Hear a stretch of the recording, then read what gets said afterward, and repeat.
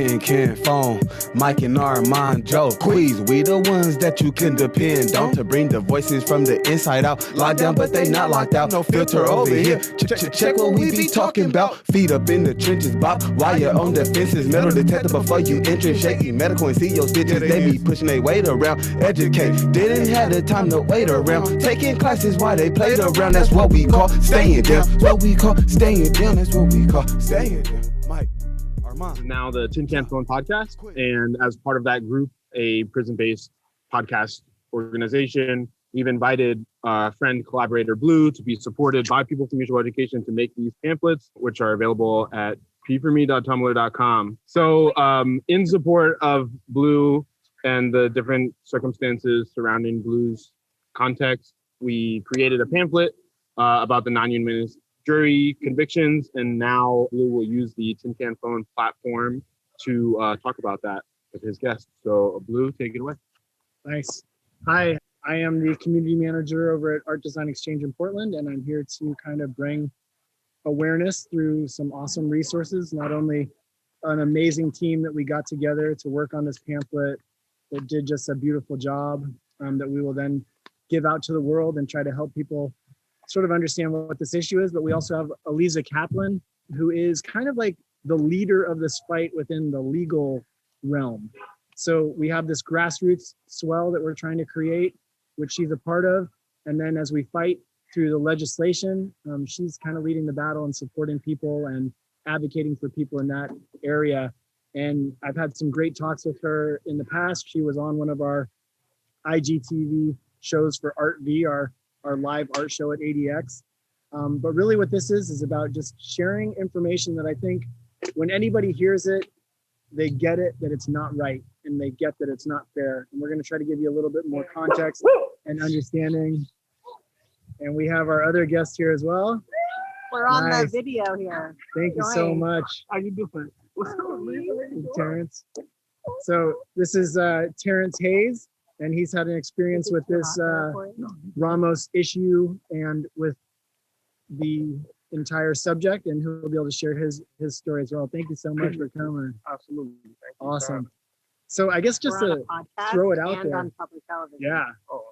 We are live on IGTV. No pressure, right? That's right. No pressure. That's natural, right? We're live on IGTV for ADX, and I hope the followers are engaging. You feel free to invite people if you want. And also with Tin Can Phone, we had an amazing time with Tin Can Phone last night talking about their first season. They got like a big placemaking grant, and they're doing the same podcast that they did on the inside, and now they're doing it on the outside and trying to raise awareness and just show people like, hey, we are just human beings, and like welcome us back. Right, no, absolutely. And welcome other people back and like see us and hear us. So Eliza, can you just kind of give us a framework for what we're talking about in terms of the Ramos decision, what that is? Sure. In 1934, Oregon had a legislative referral that the people voted and put on the books in our constitution, our state constitution, a provision that says we can have non-unanimous juries, meaning in felony cases, so serious cases, that if a jury, we all think of it as being 12, but really what we did was we added this provision that said 10 is enough, 10 of 12 is enough, 11 out of 12 is enough, and that we could convict people based on the split jury verdict. And the only other state that had this at the time, the only other state that had this at the time was Louisiana. They had it beginning in the late 1800s. And just a little background, and no other state has ever had it. It's just Louisiana and then Oregon. When Louisiana's law went into effect, it was a reaction to slavery ending.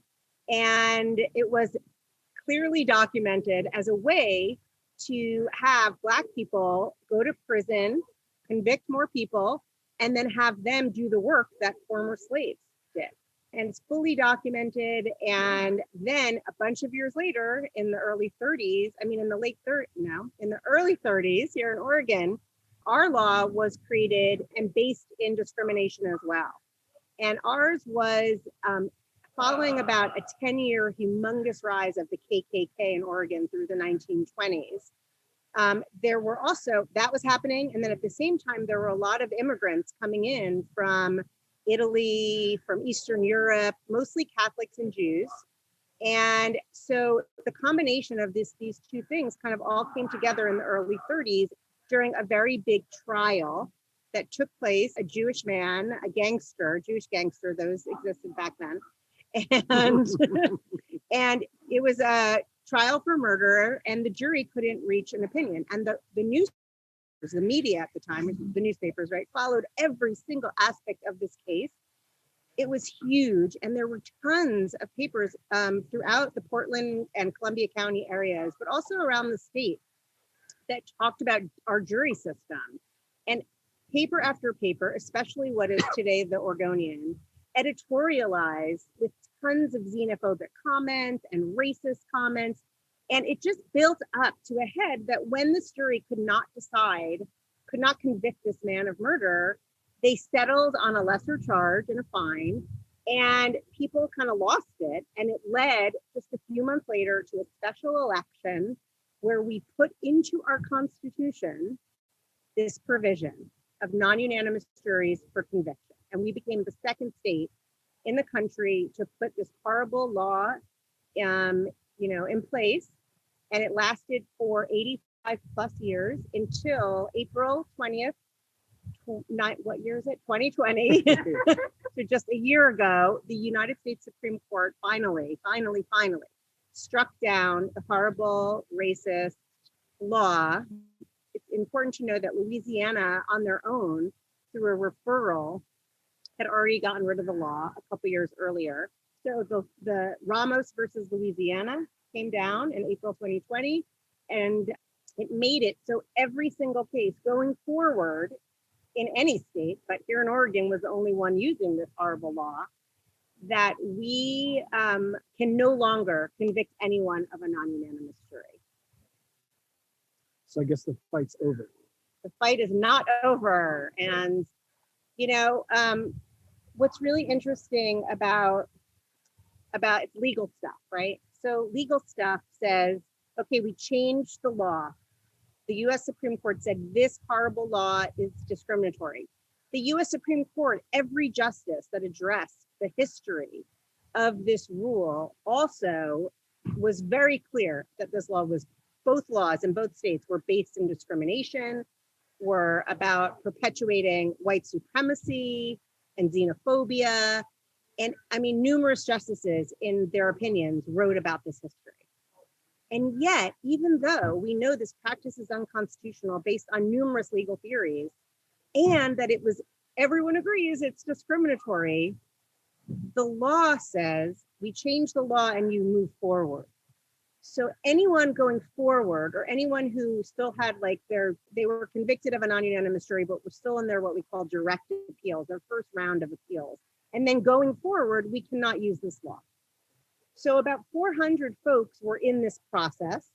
They get automatically went back to the beginning, vacated, we call it, back to the district attorney in their circuit courts, in their counties, and the district attorney can decide, am I going to retry them?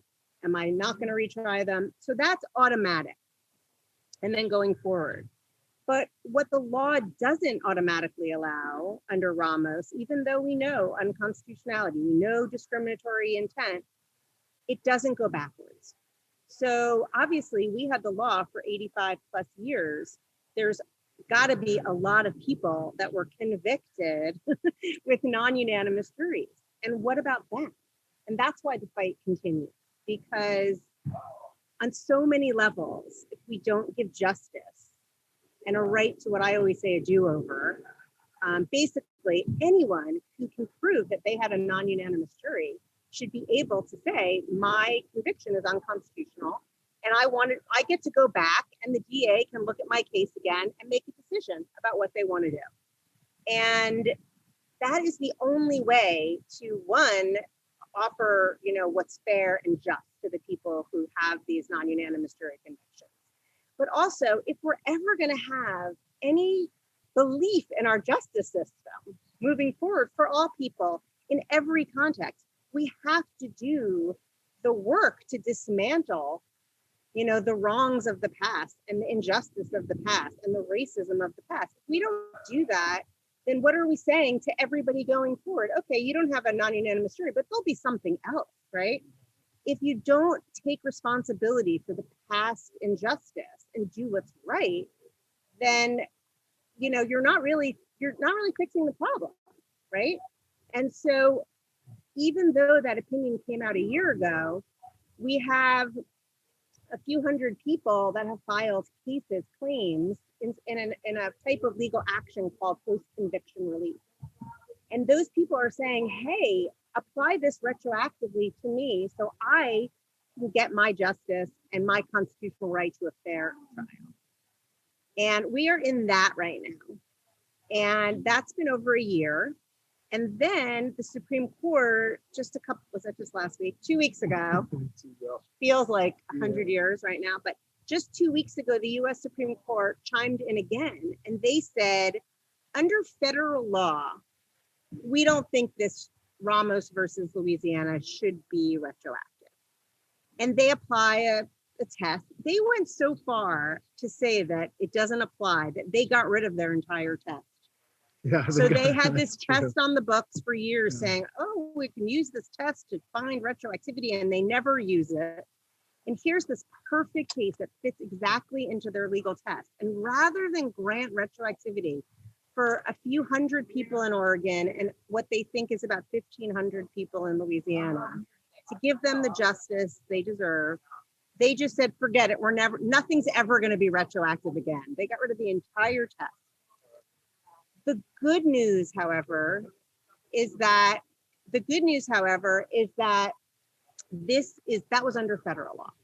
So we still have hope here in Oregon because we're going to bring this all the way to the Oregon Supreme Court, and they're not obligated to follow that second court ruling called Edwards versus Benoit. They're not obligated to follow. In fact, in Edwards, the Supreme Court says in footnote 6, carefully read, right, opinion, says states, you can apply whatever retroactivity test you want. This is just what we think under federal law. Under state law, go do what you want. So all these people that have been filing over the last year, it feels really bad because it feels like this highest court should have done the right thing. I don't know why we think they should do the right thing because they rarely do the right thing for marginalized communities, right? Never mind defendants. And people who are incarcerated and Black people, and I could go on. They rarely do the right thing, especially the current very conservative court. But it feels really bad to all of us, right? Those affected and also those that do the work on the legal side. But we've never argued in all of these cases over the last year, we've never argued that we're counting on that. We've always argued that Oregon should take care of Oregon. And our Oregon courts should not just follow that blindly. They should look at all of the people affected by this and let them tell them that they don't deserve, right? Let's make our court decide this issue. And that's where we are. So we're filing away. We're not spending too much focus on Edwards. It was expected. And we're just moving forward with these cases. And here's the extra piece. The extra piece is that our Attorney General, Ellen Rosenblum, has argued even though she says publicly this is a racist and discriminatory law and it's terrible for Oregon and all that, she still filed a brief in support of Louisiana in Ramos versus Louisiana, basically arguing that we shouldn't get rid of non-unanimous juries. And then in Edwards versus Benoit, this retroactivity ruling, she argued that it shouldn't be retroactive. So here she is, the respondent in most of these post-conviction cases, right? And she has another opportunity to do the right thing, which she hasn't done yet, for Oregonians and for their rights, right? And for a fair, just legal system. And she is the respondent in all of these cases. She could stipulate retroactivity. She could not fight the retroactivity part of people's claims. And basically for the last year, every single case she has fought on retroactivity grounds and also on other legal procedural grounds. She has her office is doing everything in her power to not let these cases proceed. And that's where we are. And, it would be great if she got on board. It would be great if she practiced what she preaches. It would be great if she stopped hiding behind the law. And it would be great if she used her leadership. She's an elected official. And it would be great if she didn't just do what she's told and actually took on the responsibility of joining what should be an easy ask as far as I'm concerned. That's amazing. That's the whole, that could be the whole thing. It's beautiful, but we have more. And I just want to bring up a few things. I mean, it's an already problematic system with, right?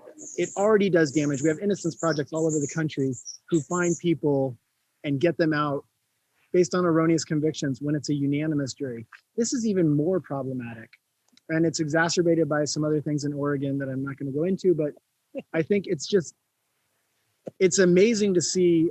I'll never forget this guy, Strom Thurmond, became like liberal, like he was like the most conservative guy in the world. And then he kind of like, he pivoted, like Ellen could change. She's also progressive. She does. She's been a leader against Donald Trump nationally. She brought everyone together. She's, she claims that that's her agenda. And yet on something that, to be the leader and fight against Donald Trump's policy, that doesn't take courage. This takes a little courage, and that we're not seeing. To be a little bit more nuanced and a little bit more really looking at the issue and the cases and the people affected. People don't want a free get out of jail card. They just want a fair process. Yeah.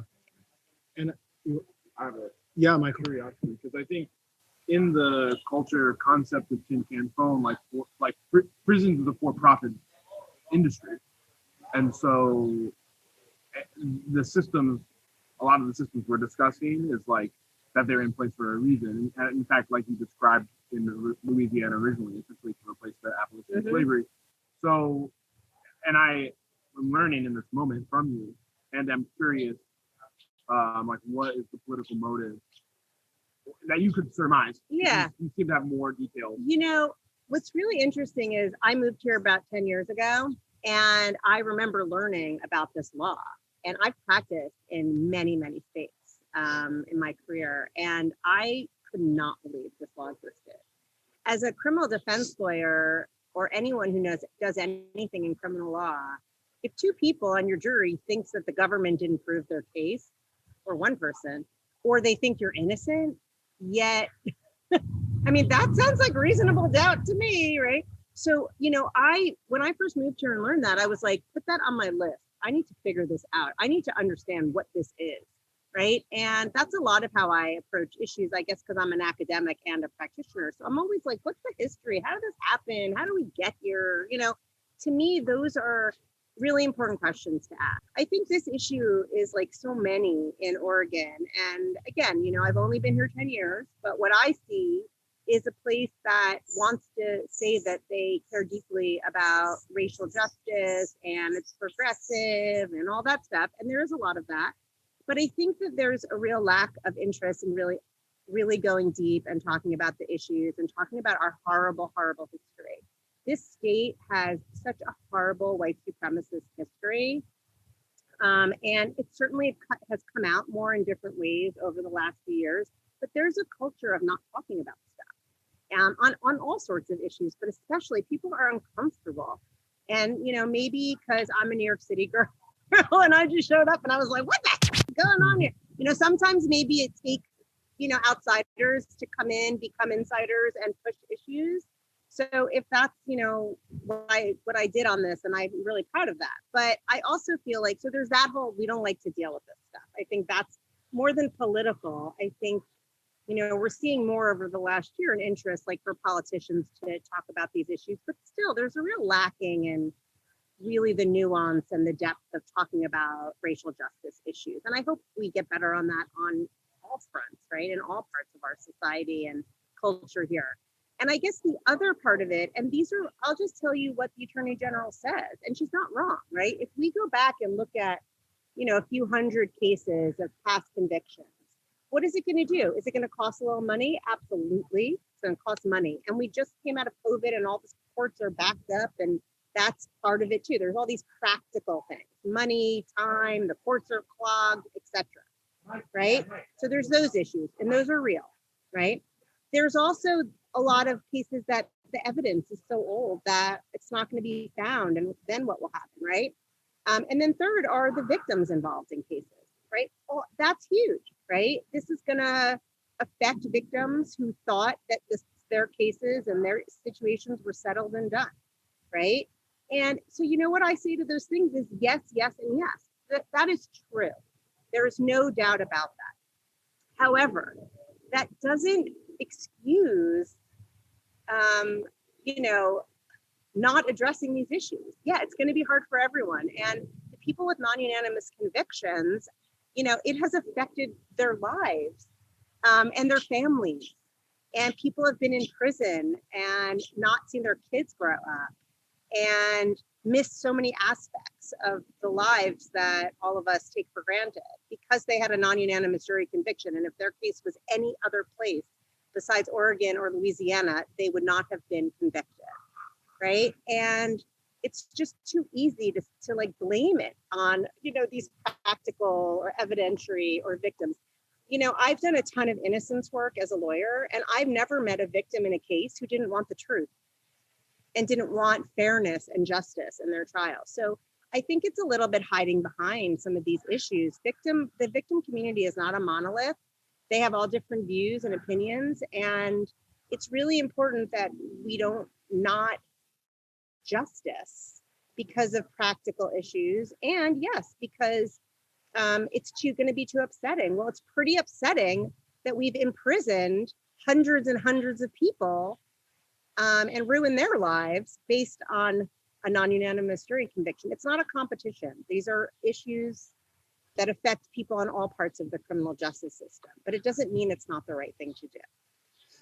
Thanks, Eliza. It's heartbreaking, honestly. And I want to give Terrence the next chance to speak, but I just want to identify, I don't know, it's scary. It's really terrifying to think that people would put pragmatism in front of what's right. And your lives. Yeah, we looked into the numbers, and we found that if we took the 300 cases that have been filed, or 300, even less. It's less than 300 cases in Oregon, and we were to look at what percentage of the total number of cases brought each year, that it would be about 1.5%. So this idea of this stress, especially since we're talking about deals sometimes and sometimes retrials, or sometimes just letting somebody go. Because they've served all their time. We have people that have served all their time. So what's really going on, and we might not know, but we do know that I think also about what you said about having the conversation. That's what we're doing here. And I think the people watching through ADX and the people who are watching through Tin Can Phone, you are the people who we need. And you'll tell somebody else, and maybe they'll tell somebody else. But I believe that Portlanders are ready to have the conversation. I don't think it's that people don't want to have the conversation or don't want to embrace these human beings and say, come back and be a part of this community, or we don't want you. I don't think that's Portland. I really don't. I think, and I know this is about Oregon in general. Yeah, anywhere in Oregon. I think we're ready to say, let's restore people. Let's give people a chance to be a part of this society and welcome people back. And I just think that's really important. So anybody who's watching, that's the stance from which I'm looking at this entire thing. Terrence, thank you so much for coming. I'm so glad you're here. Thank you. Do you want to just share a little bit about your experience with this issue? Yeah. So in 2004, I was convicted of a non-unanimous jury decision, and interestingly enough, by Ellen Rosenblum. So my story is unique in that the same person that we're asking to fix it is the same person that I preserved the issue on the trial level and she rejected it, right? So when people ask questions about why, she has to answer for the part she's played in that, right? She's not been our attorney general the whole time and being able to say, hey, I'm just going to do what the law says. She has actually participated in offending people, and we don't know what number, right? No, I don't think nobody stopped and said how many people can sign her off as a trial judge. And so for me to go through that process, actually even on the trial level, preserve the issue. I remember the way she responded to it, almost like we know this is going to be an issue one day, but today it's not, right? The law is still on my side. So, I mean, me and my wife was talking about it, like she remembers when my lawyer argued it, and she was like, well, I don't know how this is going to turn out, but today I won't be the person that touched it, right? And so she is still taking that position. And now she knows how it turned out. She understands that the history, and she's an intelligent woman. So I believe, as a judge, she knew the history then. She don't take me as a woman who missed much, right? Really intelligent, really aware. But I think that politicians do what politicians do, right? And I think now she's been able to hide on the progressive side from an organ standpoint historically, and now she's in a little bit of trouble. And so I went and I did 13 years under that. I continue to fight that and continue to get rejected in the courts. I continue to preserve my issues.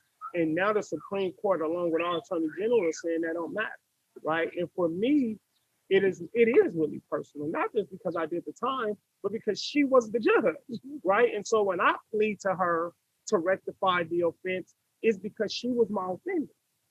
She was the person that offended me legally, and now she is refusing to touch it, right? She's now hiding behind her position. And so when we talk about Oregonians and all that doing the right thing, she is a voting official, right? And until Portlandians especially stand up and say, well, this is the county she came out of, these are the people she offended, and we're not going to stand for that, and we're gonna press her until she honors and does what's right, I think we're in trouble, right? I mean, my story, it's prototypical for me. That decision that those guys made 100 years ago, right, 70 years ago, intentionally for individuals like me, she continued to honor those decisions in her power, and even now she does. So when I look at it, it's just ridiculous for me, right? And so now my call is to Oregonians to do something, right? We take to the streets every time these type of offenses happen, or police kill a young Black man, we take to the streets. Do y'all not understand that the lives of young Black men have been lost through that decision? I went in jail at 20, I came home at 33. I wasn't the same person, right? And she had the total ability to do what was right then and refused to, and can do it now. Now she has an opportunity to give me a shot to do this in a fair manner, and she still refuses. Still considering my life not worth the stroke of a pen. And at the end of the day, y'all, that's what it is. I don't, we do talk about, and out of all those things you listed, I care about the victims because I care about the stress and the trauma that would be associated. But I was a victim also. Yeah. Right. And I have to be included in that conversation. And to not be included, people often ask, well, I see stuff all the time after I do this, like, did you do it? We're not even talking about guilt and innocence. We're talking about constitutionality. Did they have a right to convict me? And if, like you said, if a victim wants justice, then they have to want it on all ends of that spectrum, right? Absolutely. They have to want to make sure that I was properly convicted, that the state who bear the burden to prove my guilt did their jobs correctly and didn't rely on a racist legal law. And that's what they did, right? At the end of the day, you have hundreds of people in Oregon that was convicted under a law that was intentionally racist, and we are doing nothing about it. So it's not just a call to her, it's a call to us who vote her in, right? Where Portland goes, Oregon goes. Let's just be real about that, right? Where Portland goes, Oregon goes. And so when I see Black Lives Matter signs and I see restorative justice, I also see that people are overlooking some of the most horrific parts of that offense, right? My life does not matter at this moment, in my opinion, to Judge Rosenthal. And she may disagree with that, but she has the power to restore my life to at least record rise, to restore it to a sense of justice and righteousness. And she's choosing not to do that. And so you said once when we were speaking together, and it sticks in my head always, that like racism isn't just, people KKK wearing their white hats. It's like, this is deep in, and this is the stuff that people don't want to deal with. Right. But it's just as bad, and especially because you can't see it in the same way. Right. Absolutely. It's so I agree. true. And that's why I say Oregonians and Portlandians, right? Because ultimately your foremothers and forefathers voted this stuff. right? And now you have the responsibility to demand justice for the people that they voted in to offend, right? It is totally within the voters' power and our legislative power and our judicial to rectify this. But you guys actually control all that, right? You control every aspect of that through y'all voice and through y'all vote. And I think that if Oregonians decide that this atrocity must be rectified, then she'll pay a lot more attention, right? The people have to demand. When we was done with Trump, we took to the streets to get rid of Trump, right? Now we see the same behavior legally and publicly, and we're not taking to the streets about it. We're not demanding change. And for me, you know, it is discouraging when Oregon knows its racist history. You guys are out here doing all the work to change it, and this one is quietly being ignored. And it's one of the most horrific ones, right? You have generations of young Black men, and extremely the BIPOC community, I think in particular, that took deals, and they could have been totally innocent, but they knew all it took was 10.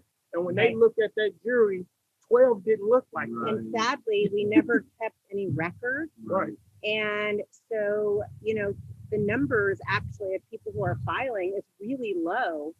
And so that should make it even easier for her, right? Or courts or whoever. But it also shows you how much we did not want to deal with this, that we didn't keep record. When I started researching this, I was like, okay, we're going to go through all of the records from the beginning, and we're going to see how many people at least had a non-unanimous jury conviction. We'll never know the numbers who pled, right? Never. But maybe we can at least get the numbers. And then I learned very quickly there's no way to tell, because there was no requirement that we poll a jury. There was no requirement that we kept statistics on this. In Louisiana, they always kept it. So they have amazing data, and they could prove in 10 seconds how racist the law applied, you know, over all their years. We can never do that. In Louisiana, 80% of the population that is filed under non-unanimous juries is Black. Yeah. And they have different demographics. So, but you know, but I think it's important to identify that Terrence was talking about the fact that this has racist origins. That's what we've been talking about, but it's also paid dividends. Like it's done exactly what it was meant to do. And we have the numbers. In both states, this law has done exactly what was intended. Both, and Oregon's demographics make it even more interesting. So not only have we convicted people, right, in a disproportionate way, just based on our, you know, demographics alone, but we've also said to jurors, I mean, if I was on a jury, right, I'm a white woman, if I was on a jury and my voice didn't count, I would be out of my mind, right? Imagine if you're the one person on a jury who's a person of color, and that's normal, even in Multnomah County, right, where that's our most diverse population. The likelihood of you having one person, especially historically, right, on your jury is slim. And then imagine if that person or those two people's voices are the ones that don't count. So this law not only played out exactly as planned for defendants of color, right? It also played out exactly as planned here in Oregon with our demographics to jurors of color. And, you know, it's like, there's no excusing it. There's just no excusing it. And we have no real record. So all we have are the people who have been filing, and the numbers are really low. And as Terrence said, do you know how many young Black men probably agreed to a plea deal because their lawyer said to them, you don't have a chance. We only need 10, and you're never going to get 10. And already we plea 97% of all of our cases. And then that happened over 97%. And over. Yeah, and that already happened. You know, that happened to so many. I hear stories all the time. I'm sure you do, that all the time of people, but like, how are they even going to prove that, right? So when we look at, there's those, and that's probably tons of people, right? And they'll never be able to prove it. And they should bring their cases. They should bring their cases and see what they can do.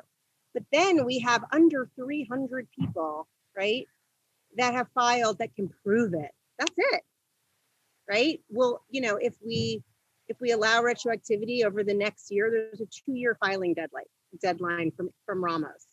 So we have less than another year. That's just post-conviction, right? We have less than one more year. Let's say another 200 people, which is not going to happen. But you know, my office is the one keeping all the numbers and watching all of these cases.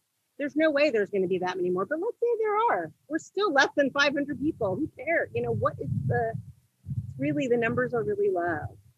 You know, I really appreciated when you sent me some of the demographics and seeing like 6% of Multnomah County is Black, and 34 or 38%, something around there. So basically, we did the numbers, we did the race numbers for all those 400 people that were on direct appeal. So they automatically got Ramos protection. They went back, and we did the demographics on the less than 300 people that have filed post conviction. And in those, it's not scientific because we can't go back and do a sampling and all that.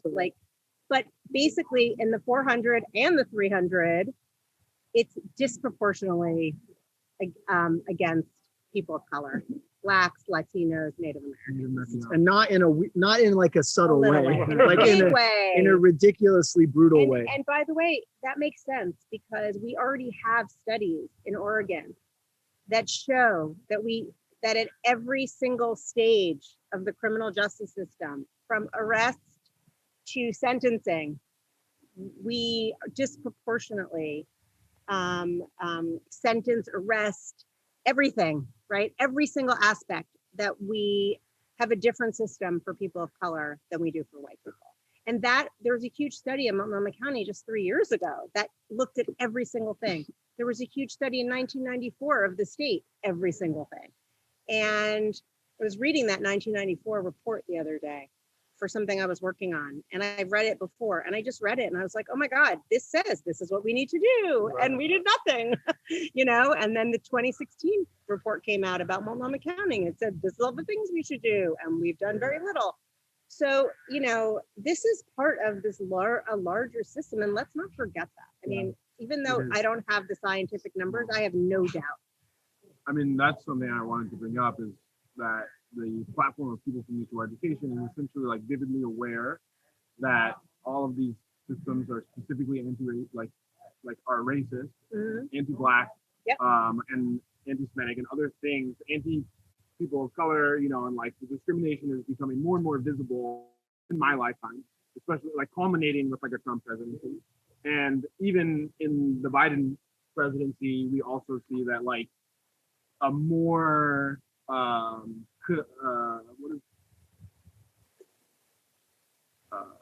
facade that is still rejecting things, but not out of handling.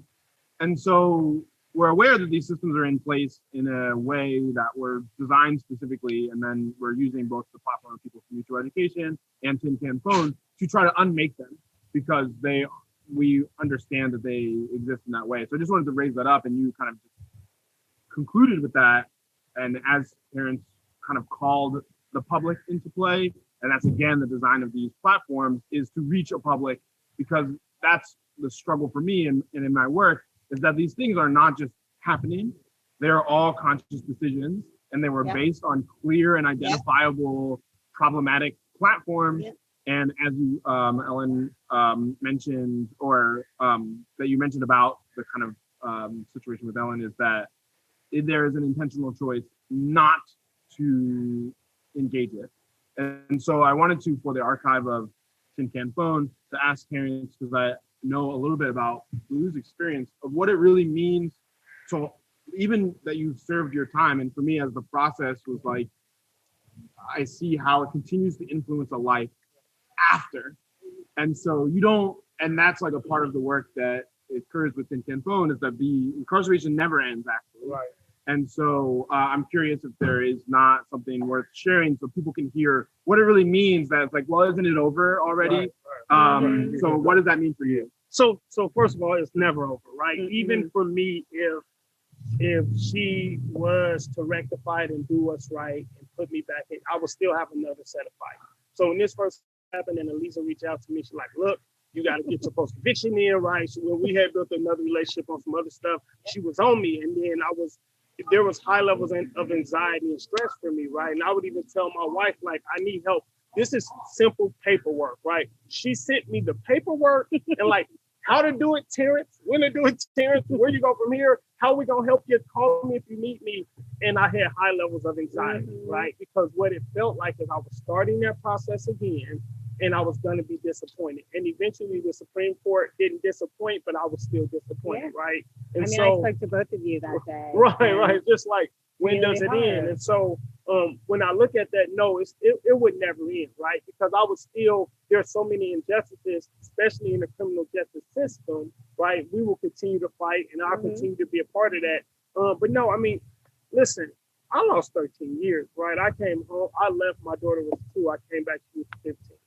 Right. I mean, you're talking about a young lady. I'm hella not equipped to be a father to a teenage girl. Okay. They still kicking my tail. No one is.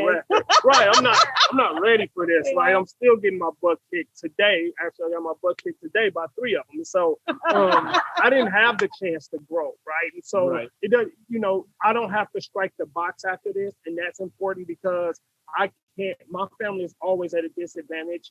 No matter how much money I make, when we go for a home, I have to strike a box. And what that box means is they automatically can make a decision about whether I'm trustworthy enough not to pay the rent, but whether or not I'm welcome in certain communities. And let's be honest about that. Certain communities welcome my felony because I'm allowed to exist there.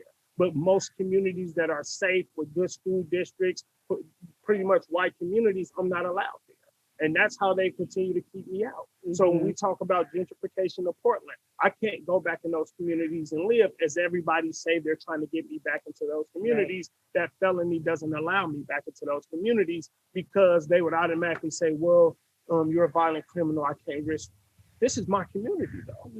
This was our community before white people decide that they liked it the homes, right? And so this keeping me from at least dealing with the felony aspect doesn't even allow me back into the community that was taken from me. It doesn't even allow me to affect that community or to empower people like myself to get back into that community. When I'm not allowed, I mean, real estate builds wealth, right? I'm not allowed back into a community that's growing, with real estate numbers are growing high, some of the highest in the nation. So it's a wealth issue, right? I'm allowed to tap into the wealth of real estate because of that. Even when you talk about loans, right? Whether it's bank or private, I'm a felon, right? And all that plays a part in how they deal with me and how they deal with my family, right? My children. And let me just say again, this is exactly what was planned. Right. It worked perfectly. I mean, it's this and so many other parts of our criminal justice system. This is what this was intended, right? And all over this country, that's true. I mean, it's not just this non-unanimous jury issue. It's like people have convictions, it stays with them forever. Right. You're always in prison. And like, let's not forget that you spent 13 years in prison, which is a trauma. Right. I mean, it's, it's crazy because work, even jobs, right? I can't get on, I'm an electrician by trade.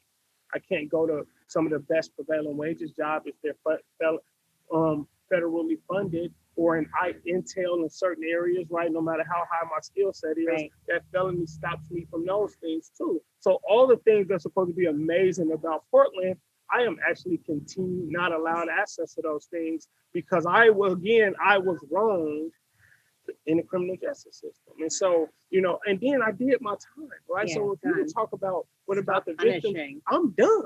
Yeah. Right. So what if I am guilty, then my victim has gotten what was right and due as far as time goes, and I'm home no matter what. They didn't they gave me the maximum amount of time. She didn't show any leniency towards me. She was not kind and patient towards me, right? She didn't see a 19, fresh on 20-year-old kid who made a mistake. Right, she just seen a black kid that allowed her to roast. So when you talk about how deep it is, those are things that if she had to talk to me, she would have to answer for, right? And at this stage, it's not important. Just do what you can do.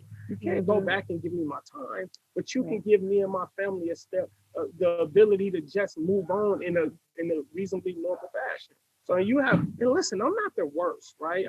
I've really been blessed and I still came home with a trade. I still work. I still being able to provide a decent life for my family. Imagine people who can't even do that. Right. Imagine individuals that don't have a wife supporting them, that don't have family because that conviction lost them everything. And that's a lot. Right. So a lot of people that didn't come home after those many years with family. Some people came home and didn't have family, right? I lost 2 cousins in my age group while I was incarcerated that I was never allowed to grow with and then mourn them in a proper way. So the totality of my life is affected. And again, the people have the ability, the lawmakers have the ability, and especially Judge Rosenblum has the ability to rectify this. And I just don't buy into the overwhelming of the courts, right? That, you know, when we as a community decide that doesn't matter, then the lawmakers will find a way to fix it, right? And They'll the find a truth way to is, process it. the county that has the most cases is Multnomah. Right. I mean, I have it all broken down, and some counties have like 2 cases. Right. I mean, most of them just have a few. And then Multnomah has the most, and I have no doubt that our new district attorney Absolutely. can and will handle this. And I don't think he's ever said he couldn't either. No.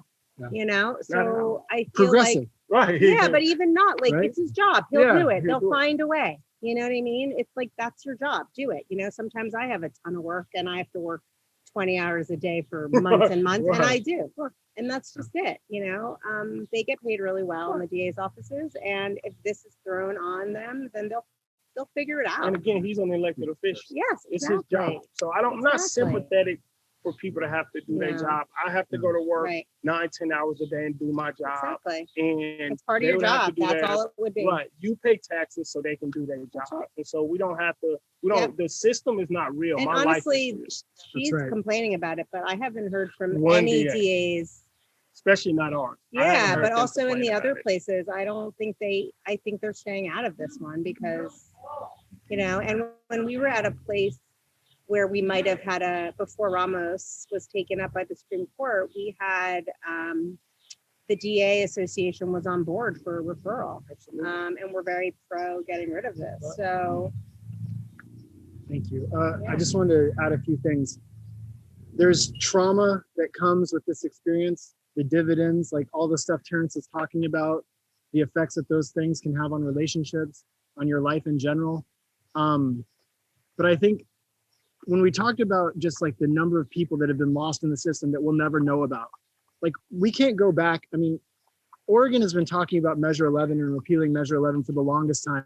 This is a thing that was used specifically to intimidate people into taking deals. It's mandatory minimum sentences, giving no good time for people who have maybe been charged with a first offense or a 10th offense, doesn't but it's matter. done a lot The of one damage. strike. So we can't do that, right?